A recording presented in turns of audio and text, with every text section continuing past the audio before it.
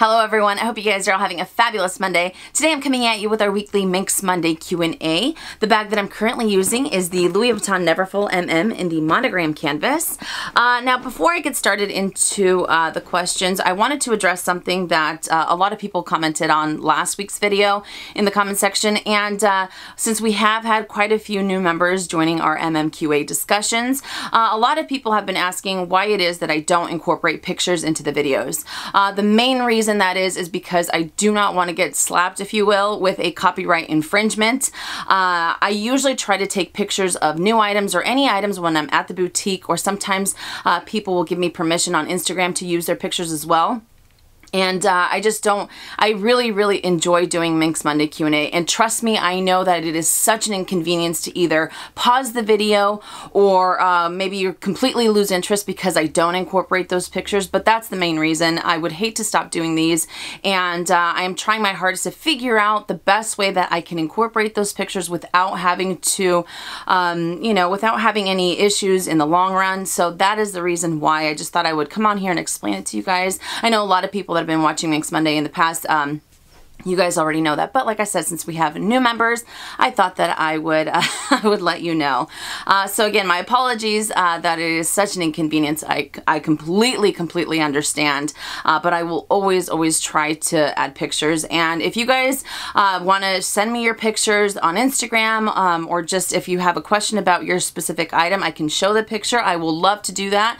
I always give a shout out, and I always give credit to whoever allows me to use their pictures as well. So I thought I would get that I would just let you know. Starting with the very first question from Laura Greenfield. What is the difference of people getting special gifts from Louis Vuitton for being VIPs and getting personal gifts from their sales associates? I think it is great that Louis Vuitton treats their VIPs so well. Also, are there different levels you can reach by shopping at LV? What are they, and what does it mean for the customer? I love this question, and I really took my time researching this because I wanted to get as much information as possible, because I know that I've had that question before, are there different levels? How much money do you have to spend? What is it exactly? Now, of course, I don't work for Louis Vuitton. I spoke to 3 different associates. I also spoke to a store manager, and I had an idea as to what it might be, but still I wanted to get a little bit more information on it. So the conversations that I had, they never really said, these are the levels, you have to spend this amount of money, or anything like that. The interpretation that I got from the conversation is that it's more about loyalty. And they said that sometimes people that end up using the exact same sales associate over and over again, and you end up going to the same location over and over again, they are, I guess, more likely to get VIP gifts. And really what they end up doing, she said that sometimes the sales associates have a list of their clients, and then they submit it to the store manager, and then the store manager ends up deciding who ends up getting a gift. It has nothing to do with how much money is spent, because one of the sales associates also said that they've had quite a few people end up getting very upset that spend, I think she said an example that one of the ladies came back and she said, I've spent thousands and thousands upon thousands of dollars and I don't get a VIP gift, yet her friend who has spent a lot less ends up getting a gift. So they say it has nothing to do with money. I think it's really more so about the relationship that the people have with their sales associates. For one, I end up cheating on my sales associates all the time. You guys know that. If I end up going to one and they can't help me out, I find another that can. I don't think that there's anything wrong with that, especially if I'm looking for something specific or in a certain amount of time. But they didn't say that there are different. I think she said that they have card holders, they have makeup pouches, they have luggage tags and things like that. So I think it was a very vague answer. Like I said before, it wasn't, this is what it is, this is how you do it, or anything like that. But really, I think that what it comes down to is the loyalty of using the same person over and over again, and the relationship that you have with that sales associate. The manager said that sometimes the manager said that the sales associates sometimes say, oh, I really, this customer is so great, we talk about this, we talk about that, I want to get her something special for for, you know, for gifts. So I really wish I can answer it with certainty. I really wish that I can say this is what it is. If you guys have any information, if you guys know a little bit more about it, let us know in the comment section down below. I am very interested. Like I said, I did speak to quite a few people, but at the same time, I think it might vary from store to store. It might vary from customer or from client to client. One of the sales associates that I did speak to said that they wish that it was a little bit more fair, a little bit more consistent. That way they can say, okay, well, once someone spends this amount of money, then we can end up giving them this gift and whatnot. So I don't know if they're working towards that, but I know sometimes also sales associates or even stores end up sending birthday cards, birthday flowers to their customers as well. So I think it's all, you know, there is no exact science to it. At least I don't know, and I've read up on it. I haven't found anything, and I think that that's something that they want to keep internal, and that way people don't get so, you know, they don't get so, you know, up in arms about it. So that is the information that I got. Like I said, if you know a little bit more, if you know a whole lot more, or whatever it is, if you guys want to let me know what your thoughts are on this, if you wish it was a little bit more fair, if you wish it was maybe more known, let me know in the comment section down below. I'm very, very, very, very interested to hear you guys' thoughts. All right, next question from Seahawks #1 fan. What do you think about Rolex watches? Would you ever consider getting one, or is there another Lux watch you like better? Great question. So watches, I'm a little obsessed. I like them just as much as handbags. Now, when it comes to Rolex watches, I am a big, big fan of a particular style called the Date Just.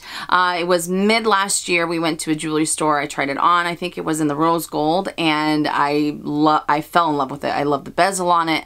Everything. There are two other watches that I've had on my wish list, on my watch wish list, if you will, for a very, very long time.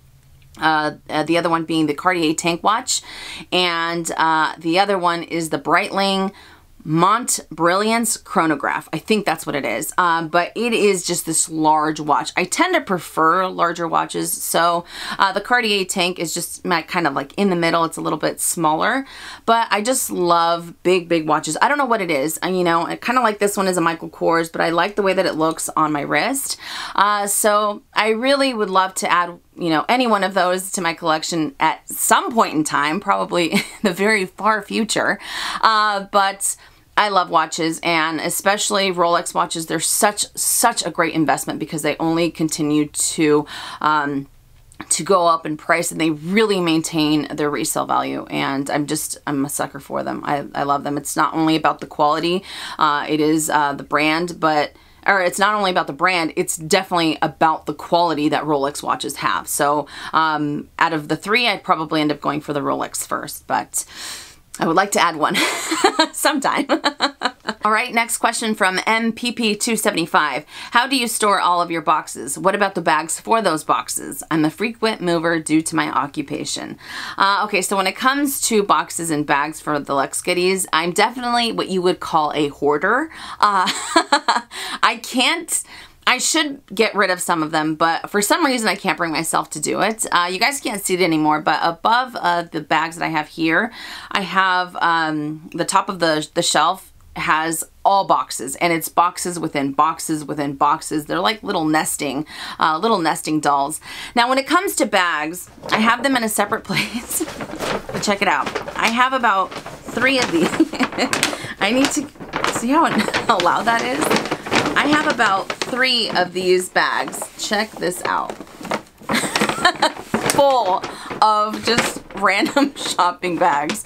Usually when I sell items, I try to include the bags in there if whoever buys it wants them. So I would say the best way to be able to save space is to put the boxes within the boxes, kind of like I mentioned before. That's something that I do. And when it comes to the bags, I would just flatten out the bag and then put it in the biggest bag that you have, and then just kind of put it somewhere where the bag won't end up opening up like this, and then you can see it. It's just all over the place. But yes, I am a hoarder. Nice to meet you. My name is Minnie.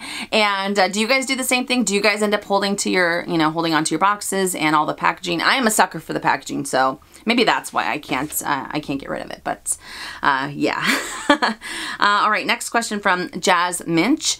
I purchased a pair of pre-owned Chanel earrings from a friend. Just to note, she got them as a birthday gift from her friends. Found out the stamps were not on the earrings, but everything else looks legitimate. Okay, so it was a few years ago. Robert bought me a pair of Chanel earrings, and I used them quite a bit. And they had one of the little plates on the back that said, you know, the collection that it was from, the year that it was from, and it had Chanel. I think it says made in Paris or it says made in France. I can't remember what the stamping says. Anyways, that little plate ended up falling off. I still have one, and the other plate fell off. And just to show you guys, this is the pair of earrings. You will see because they are missing quite a bit of rhinestones. So there's one of them. And here is the other. You can see how many stones they are missing. Now on the back side, like I said, the plate is missing. Check that out. Completely gone. I was so devastated.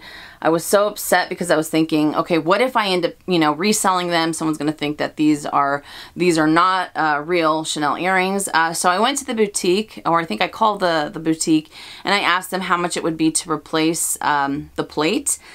It's been some time, so I can't remember exactly what she said. I could have sworn she said it was like $65 or $80 to replace the plate, and it would take 4 to 6 weeks for me to get them.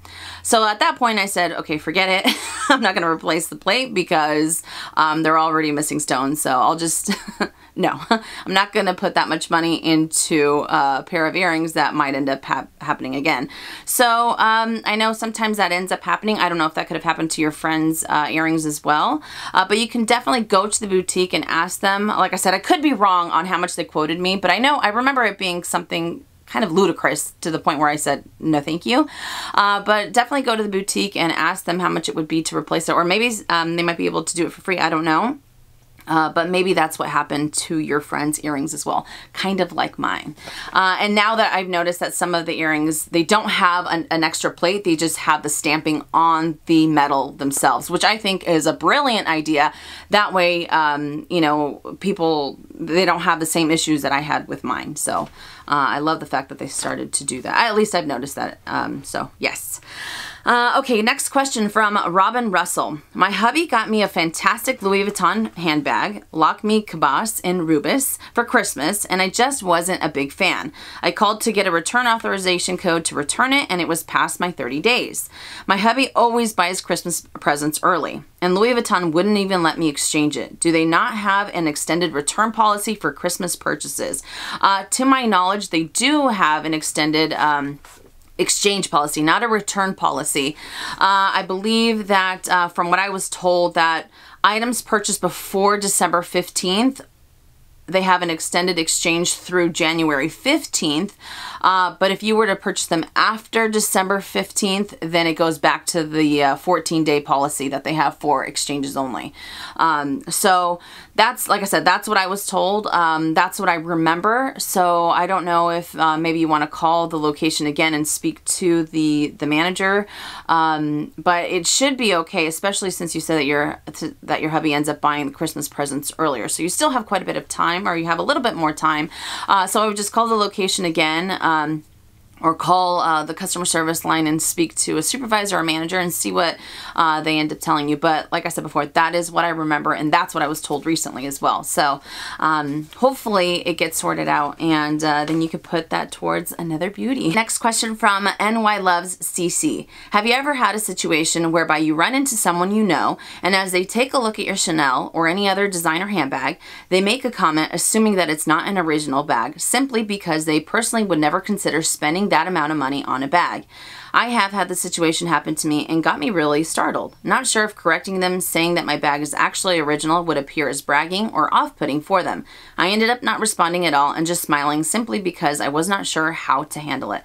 I love this question, and I have had it happen a few times from people I know, and strangers as well. They just like to chime in whenever I'm out and about.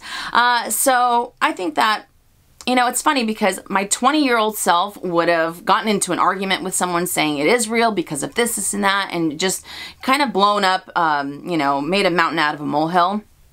But now the older that I get, I think that as long as I know it's authentic, as long as I know that I buy my bags, then that's all that matters, you know, because sometimes I feel that the people that, and I'm not trying to lump everyone into one particular, you know, into one particular category, but sometimes people that end up saying those things, sometimes I feel that they end up doing it just to give you a bad moment, or they want to just make your blood boil, they want to raise your blood pressure, whatever it is. And I also feel that sometimes that they're going to think whatever they're going to think. No matter what, you can tell them till you're blue in the face that it is authentic, that it is this, that it is that, but they're going to continue to say, no, it's fake, it's fake, it's fake, or they're just going to keep going. And I'm speaking to you from personal experience.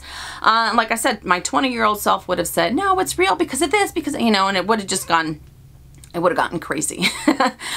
You know, but like I said, as long as I know it's authentic, that's all that matters. Sometimes I have had people say things when I'm out at, you know, when I'm out at flea markets, because I've told you guys I like to go antiquing. They'll say stuff and I'm just kind of like, I don't say anything. I just kind of keep going on, you know, because sometimes I feel that the more you feed into it, the more we feed into it, I should say, that they kind of just keep going. They kind of just keep picking and picking and picking just to give you a bad moment. And I'm not all about that, you know, and I'm just kind of like, you know, it is what it is. If you think it's fake, that's cool. Whatever you think, man, you're right. Whatever helps you sleep at night, sweetheart, you're right. It is fake. It is, you know, and to that, they just kind of, sometimes they'll go, what? I don't get it.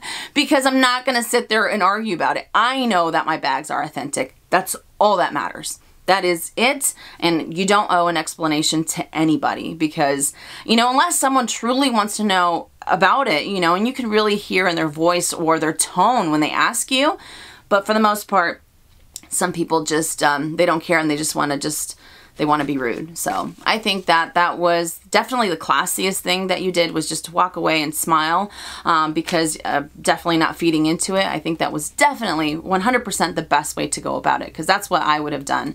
But love, love, love the question. And don't feel bad about your purchases. Never, never, never. We work hard for our money. We work hard for our handbags, for our watches, for our cars, whatever it is. We do what we like with our funds, and we don't owe an explanation to anybody. Nope. All right, next question from Fashion Lust. What is the difference between Chanel washed caviar and regular caviar? Do you recommend one over the other? Fantastic, fantastic question. And unfortunately, I don't have any washed caviar to compare it to or to share with you guys, but I do have this little O-zip coin purse that will really help out. So I do have a few key points from what I found out on washed caviar. Number one being that the colors seem to be a little bit more intense, on a little bit more vibrant on washed caviar versus the regular caviar. And what I mean by that is, check this out. Okay, so we all know that this is the black caviar O-zip wallet, but as you can see, it kind of has a sheen to it, almost like a grayish, I don't know, like a grayish like back color to it. So as it ages, you will start to notice this a little bit more, and it'll start to have a little bit more of that that grayish color coming through, versus it being, of course this is not Chanel, but versus it being just a flat black like this sunglass case. So it tends to be a little bit more of an intense color when it comes to washed caviar. Another thing that I also noticed is that the quilts on it tend to be a little bit puffier, and the leather itself seems to be a lot softer than the caviar leather. Of course, you have the pebbles here on the regular caviar leather, but the other one seems to be a little bit softer. So it's almost like it's in between. I wouldn't even go as far as saying it's like lambskin versus like meats caviar leather. It's, I don't know, but it definitely has a little bit more of a softer feel to it, and the quilts seem to be a little bit more pronounced than they are on the caviar pieces. Of course, sometimes it varies. Sometimes the caviar pieces seem to have very, very you know, intense quilts, but as you will notice, they don't really tend to pop out too much. Sometimes on the lambskin, you'll really be able to notice how poofy the quilts end up being. And I also have to say that between the two, the washed Caviar tends to crease a little bit easier, so it doesn't end up holding its shape as well as the regular Caviar leather does. So in my opinion, between the two, while I do like the washed Caviar and I do like the colors that they come out with, if you're looking for something a little bit more durable, something a little bit more carefree, I would definitely recommend the regular Caviar leather, just because it seems to be a little bit, it's just altogether, like I said before, it's a lot more carefree than the washed Caviar, in my opinion. But love, love, love that question. So hopefully that was able to help. All right, next question from Shopping with a Passion. What do you think of the Gloria flat loafers in empreinte leather? What do you think of Louis Vuitton shoes in general? Wear and tear, worth the price? So I think that Louis Vuitton has some pretty amazing shoes, and they have fantastic, fantastic quality. When it comes to the Gloria flat or the Gloria loafer in the empreinte leather, because empreinte leather itself tends to soften over time, I think that with shoes in specific, they will end up looking a little bit more worn quicker than any other type of shoe. But having said that, I feel that they might be one of the most comfortable loafers because they are the empreinte leather.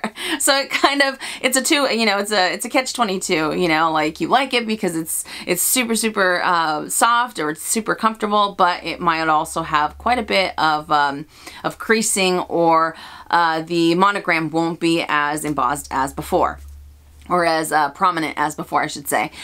So when it comes to wear and tear for Louis Vuitton shoes, I think, again, they have amazing quality. They tend to wear pretty okay, but again, it all depends on the type of shoe that you're going for. Like I said before, I feel that the empreinte leather might end up looking a little bit more worn, but it might be very, very comfortable. But I remember I did have a pair of ballerina flats. I didn't use them too often, but even though I had them for quite some time, and when I did use them, when I ended up selling them, they still looked brand new. It was crazy how great they ended up holding up. So I think they have really great wear and tear. Again, it all depends on the type of leather that you're going for, or you know, the canvas that you choose. Now, when it comes to shoes in general, just being worth it if we're going to be spending this amount of money, I feel that it's only worth the amount of money that you're going to spend if you're going to use them. If you end up buying a pair of shoes and they end up sitting on your shelf, and let's say they cost, they end up, you know, being $800, $900, $1,000, and you only use them once or twice a year, in my opinion, I don't feel that it's worth it. I would much rather put that money towards an item that I will end up using, you know, constantly, or that will be in rotation constantly. You know, and I'm kind of at, that's kind of what I've been thinking about with the Valentino Rock Stud heels. I love those heels. If you follow me on Instagram, I've showed a few pictures, you know, because I really, really want to add them to my shoe collection, if you will. But at the same time, I am such a casual dresser that I don't know if I can justify spending that amount of money, because I know I won't end up using them. I end up using sneakers or espadrilles or flip-flops a lot more, you know, throughout the year than I would ever with heels. But at the same time, I'm thinking, okay, you know, they're gorgeous. I can use them when we go out to dinner. I can use them if we go to weddings or what have you. You know, so I can't make up my mind, but that's, I think, why I end up holding back, because they are beautiful. I do want them, but I won't end up using them. So for me, it wouldn't end up being worth it, because it would just, they would end up sitting here, you know. So I asked Robert for some help, and he said, why don't you end up buying them when you know we're going to go somewhere where you have to dress up, or if we end up going to a wedding, then you go get them for that wedding. And instead of just buying them and having them sit there for 6-7 months, it just makes more sense to do that. So I think that's what I'm going to do. But in the meantime, I'm going to drool when I see everyone else's rock studs. But that's just kind of like a little bit of how I feel when it comes to any item really being worth it. If it's just going to sit there and if it's not going to be put to use, then I don't think it's worth it. Yeah, but they are gorgeous. They are gorgeous. I'm from A7K7. I'm after an alternative to the Neverfull, something that will sit comfortably on the shoulder and is carefree and durable. What are your thoughts on the Celine Trifold shoulder bag, or do you have any other bags that you could suggest? Okay, so, you know, when I was at the boutique and I saw the Celine Trifold, I mean, it is a very large bag. It's very, very wide, and I found that the handles, I don't think would be too comfortable. At least, you know, I don't feel that way, but I love the leather that they use, but I don't necessarily think it would be, you know, a good alternative to the Neverfull. You know, like I said before, these are just my 2 cents. There are a few that quite a few people have raved about. Number one being the Tory Burch Perry Tote. I think that's what it's called. Has a great price point, fantastic leather, and you don't have to worry too much about it. It has that, oh, it's the same type of silhouette. Another one, it's not as carefree, but it is all leather. It is the Saint Laurent Large Shopping Tote, and they have it in, currently I think they have 5 different colors, and it comes with an extra little pouch. So it's really, it's an all leather tote. It is extremely, extremely comfortable. The only thing is that the type of leather that it's made out of ends up showing scratches a little bit more. So it's not as carefree, but I believe it retails for $9.95 here in the States. And again, it's just an all leather tote and very, very comfortable. Another one that I'd have to say is, you know, I saw this the other day. It's the MCM, oh my goodness, is it the Anya tote? I think it's the Anya, there's 2 different totes. Same type of silhouette, kind of like the Neverfull, but MCM has not only a great price point, they have great quality, and it's a lot more carefree than some of the other bags. So I think that those 3, the Tory Burch Perry Tote, the Saint Laurent Large Shopping Tote, and the MCM Anya, oh my goodness, it's still driving me crazy. Oh, the Liz Tote. Either one of those I think would be great. You know, just a great way to go for a tote without having to worry too much. And they also have fantastic price points. So check them out, and hopefully that was able to help. And the last question from Aaron Donald. Will you be doing another live MMQA? I loved the first one. Oh, thank you so much.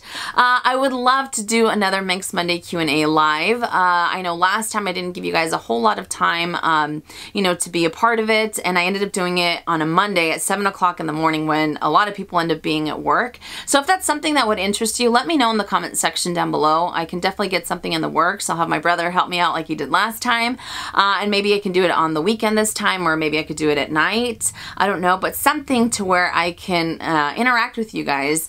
But I had a blast doing the first one. I think it ended up being like 50 minutes. I don't want it to be too long, so I need your guys' feedback. Was it too long? Was it, you know, and it's so hard because sometimes I end up getting the questions so quickly that I don't have time to be able to answer them as quickly as possible. I don't know, it's so hard, and I don't want, you know, I don't want you guys to think that I'm ignoring you or anything like that. So again, if you have any tips, if you would like to see me do another live MMQA, I will be happy to. Just let me know. And I also wanted to address something else. The reason why I end up saying, you know, let me know in the comments section down below on Minks Mondays is because it's not just me giving my 2 cents and then peace out, I'm done. I really want to hear your guys' feedback. I think that these are just discussions that we end up having. I might have a different opinion from time to time from what you have, but still, it's really nice to hear feedback on all sorts of different topics that we end up, that we end up discussing on Minks Monday Q&A. And, you know, I love to hear your guys' thoughts. It might be something that I have never, you know, it never even crossed my mind. But then the more I hear about it, or maybe the more the discussion ends up taking a different direction, it ends up making a little bit more sense. So that's why I end up doing it. It's a lot more different than any of my other videos because I just interact with you guys. I get to, it's like I said, it's not just me saying, this is what I think, this is it. And then, you know, I'm off the camera. I love to read your comments, and I always try my hardest to respond to every single comment on Minks Monday Q&A. And I also had a few people ask me when it comes to questions, how does that end up working? Usually I end up answering some of the questions that I've answered in previous Minks Mondays on online. And that way I just have, you know, an array of different topics to discuss. So I, you know, like I said before, I try my hardest to respond as quickly as possible to everyone who either says, you know, great Minks Monday Q&A, or hey, I didn't like it, or hey, you know, I'm against your views on this. Whatever it is, I will always try my hardest to respond, but I really do welcome your guys' feedback. So that does it for Minks Monday Q&A. I hope you enjoyed it. I hope I was able to help. And this week I have a tag video that I should have done a million years ago. I have that later this week, and I also have a review because I know I said that last week, but this time I really do have a review for you guys. So thank you so much for watching. I hope you enjoyed it, and I will see you all tomorrow. And as always, make it a fabulous day or not, the choice is yours. Have a great day, you guys.